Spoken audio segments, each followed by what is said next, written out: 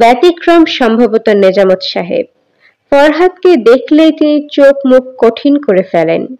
Professional উকিলদের মতো জেরা করতে থাকেন। জেরার ফাঁকে ফাঁকে এমন দু একটা কথা বলেন যে রাগের রক্ত গরম হয়ে যায়। যেমন একবার নেজামত সাহেবের সঙ্গে দেখা হলো। ফরহাদ এসে ঢুকেছে, তিনি বেরোচ্ছেন, এমন অবস্থায় দেখা। ভদ্রলোক সঙ্গে সঙ্গে চোখ মুখ শক্ত করে ফেললেন, ভুরু কুঁচকে গেল, চোখ সরু হয়ে গেল তার।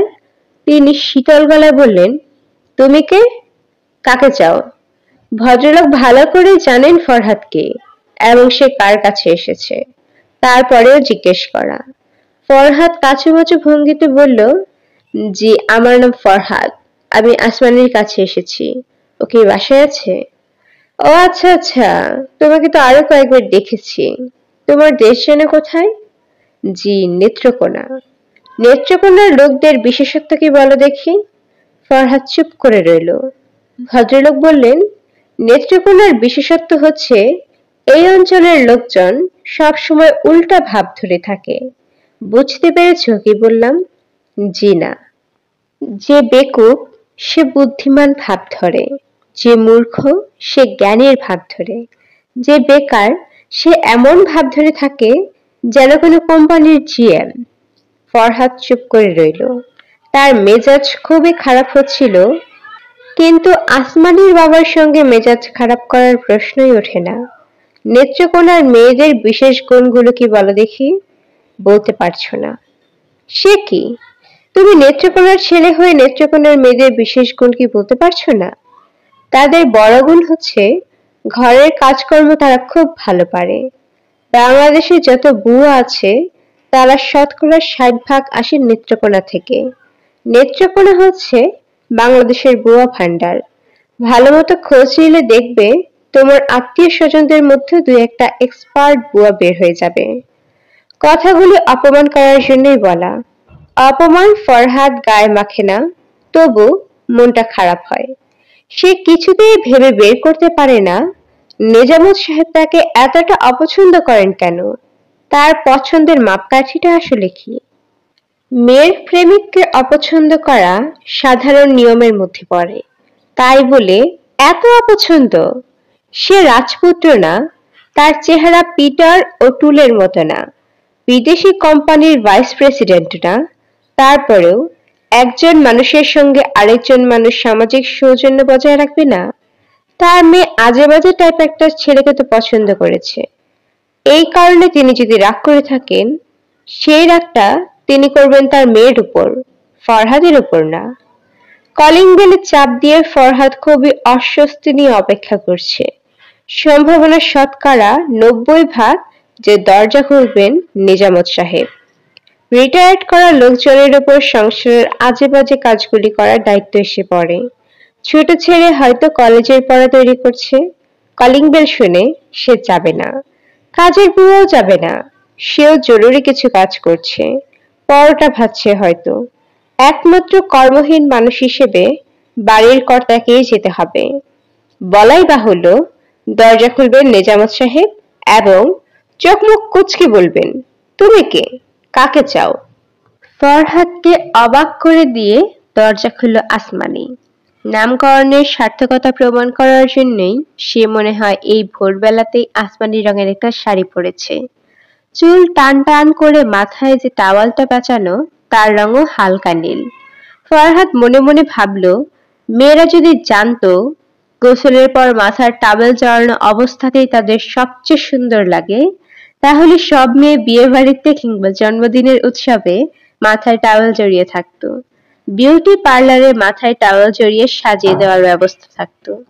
আসমানি বলল, এই আমার চিঠি পড়েছো কখন তুমি? রাত 2টোয়। চিঠিতে কি লেখা ছিল?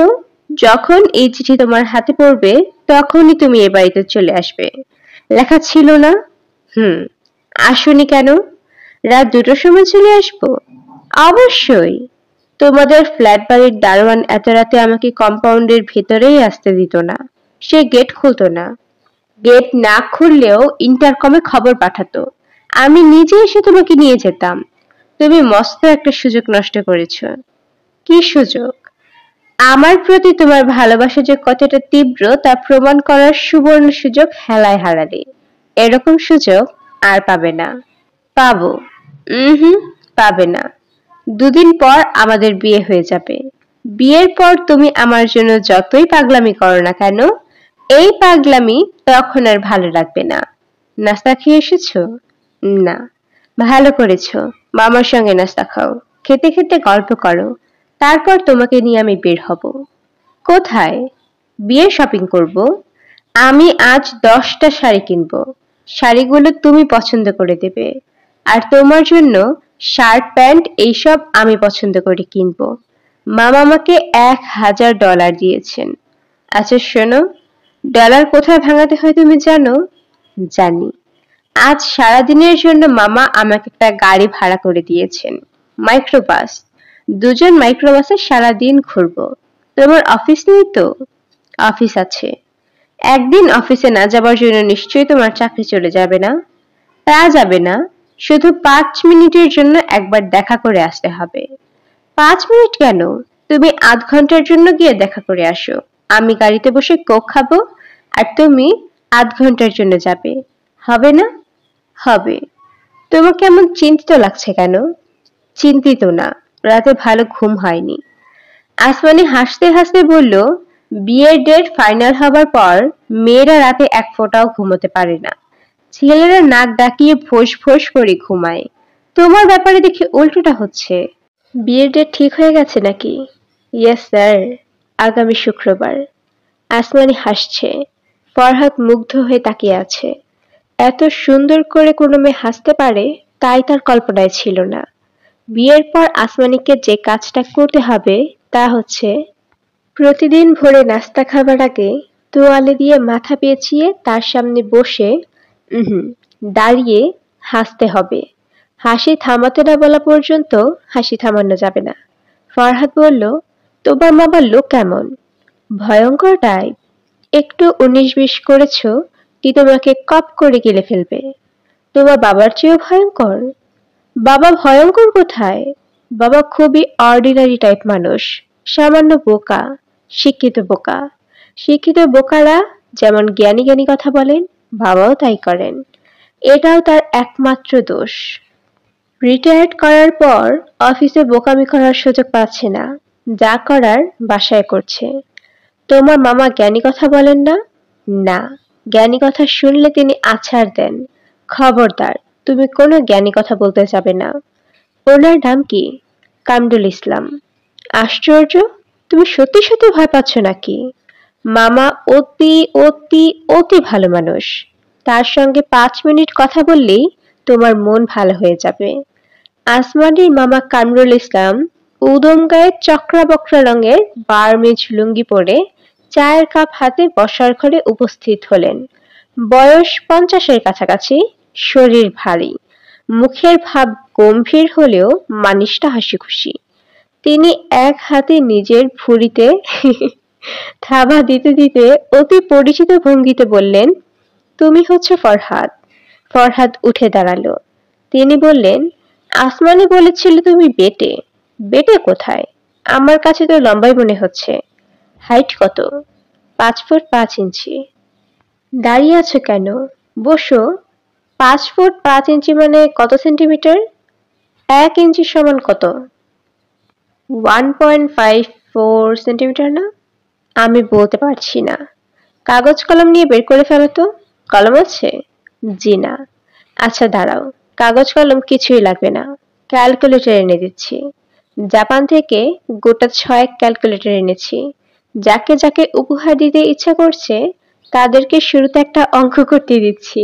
তারা যখন অঙ্ক নিয়ে হিমশিম খাচ্ছে তখন গিফট হিসেবে ক্যালকুলেটর। ভালো বুদ্ধি না? জি। এইবার তোমার ভাইভা শুরু হচ্ছে। নানান ধরনের প্রশ্ন করব, ঠিক ঠিক উত্তর দেবে। প্রথম প্রশ্ন, তোমার সেন্স অফ হিউমার কেমন? ভালো। তুমি কি মজার মজার কথা বলে লোকজন হাসতে পারো?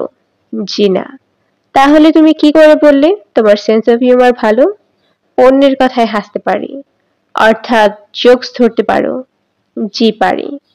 আমি আসমানিকে জিজ্ঞেস করেছিলাম, তুই যে ছেলেটিকে পছন্দ করেছিস কি জন্য করেছিস? সে বলেছে তার সেন্স অফ হিউমার দেখে। সেন্স অফ হিউমার প্রসঙ্গে এই কারণেই প্রশ্ন করলাম। ফরহাদ চুপ করে আছে। মানুষটাকে তার পছন্দ হয়েছে। বিদেশে যারা দীর্ঘদিন থাকেন তাদের মানসিকতায় সাধারণত দুই ধরনের পরিবর্তন হয়। একদল হয়ে পড়ে থাকেন শুকনো কাঠখোট্টা রোবট, আরেকদল হন অতিরিক্ত রকমের সাধারণ মানুষ। ভদ্রলোক মনে হচ্ছে দ্বিতীয় দলের। ফরহাদ: জি। মেয়েদের কিছু পিকিউলিয়ার ব্যাপার আছে। তারা প্রেমিকের সেন্স অফ হিউমার খুব পছন্দ করে, কিন্তু স্বামীর সেন্স অফ হিউমার পছন্দ করে না। এটা কি জানো? জি না। বিয়ের পর আসমানের সঙ্গে রসিকতা করলে দেখবে সে বিরক্ত হচ্ছে বা রেগে যাচ্ছে, কিন্তু এখন তোমার সামান্য রসিকতাতেই হাসবে। ব্যাপারটা আমার কাছে সবসময় স্ট্রেঞ্জ মনে হয়। যাই হোক, এখন তোমার সম্পর্কে বলো। কি বলবো? তুমি ওষুধ কোম্পানিতে আছো। জি। কোম্পানির নাম অরিয়ন ইন্টারন্যাশনাল। বিদেশি কোম্পানি? জি না, দেশি কোম্পানি। কাজটা কি? ছোট কাজ। ওষুধের বাক্স নিয়ে জেলায় জেলায় ঘোরা।